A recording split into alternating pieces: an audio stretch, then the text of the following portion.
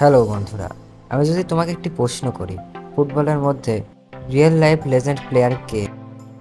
তোমাদের মধ্যে বেশিরভাগ মানুষই বলবে রোনালদো।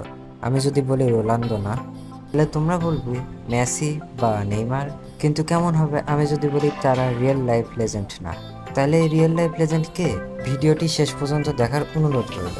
তো আমি যে প্লেয়ারটির কথা বলতেছি সেই প্লেয়ারটি হচ্ছে সাদিও মানে। সাদিও মানে এমন একটি প্লেয়ার যে প্রতি মাসে কোটি কোটি টাকা আয় করে থাকে, কিন্তু তার হাতে দেখা যায় ভাঙা একটি আইফোন। সেই ফোনটি দেখলে তোমরা বুঝতে পারবে ফোনের অবস্থা একদমই ভালো না। সে নিজের দেশের মসজিদের টয়লেট পর্যন্ত পরিষ্কার করে। আফ্রিকা মহাদেশে সে শ্রেষ্ঠ প্লেয়ারের পুরস্কার পেয়েছে 2বার। আপনারা বুঝতেই পারতেছেন যে সে কত ভালো ফুটবল প্লেয়ার। সাদিও মানে তার গ্রাম বাম্বালকে নিজ অর্থে পরিচালনা করে থাকে, মানে তার অর্থে তার গ্রামটি চলে। পৃথিবীর সবচেয়ে দরিদ্র প্লেয়ারের লিস্ট থাকলে তার মধ্যে থাকতো সাদিও মানে।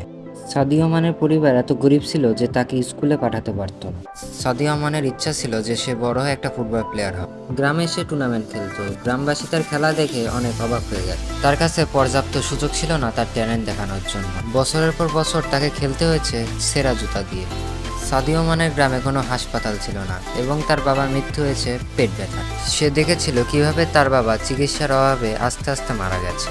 তার ফুটবল খেলার জন্য গ্রাম থেকে ডোনেশন নিয়ে সে চলে গেল শহরে এবং একটি ক্লাবে ভর্তি হলো।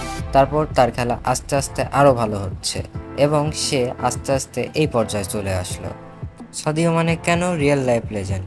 সে মনে করে মানুষকে দান করার মধ্যে একটা প্রকৃত সুখ আছে। একজন তাকে জিজ্ঞাসা করেছিল, আপনি কেন ভাঙা ফোন ইউজ করেন? আপনি চাইলে প্রতিদিন একটা ব্র্যান্ড নিউ আইফোনও তো কিনতে পারেন।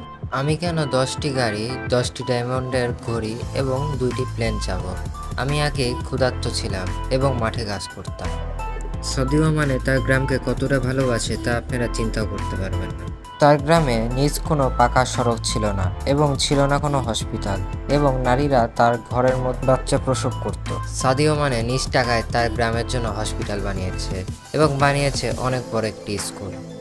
স্কুলের প্রত্যেকটি ছাত্রকে দিয়েছে একটি করে ল্যাপটপ। এছাড়াও ডাকঘর, স্টেডিয়াম, খেলার মাঠ তৈরি করতে সে অনেক সাহায্য করেছে।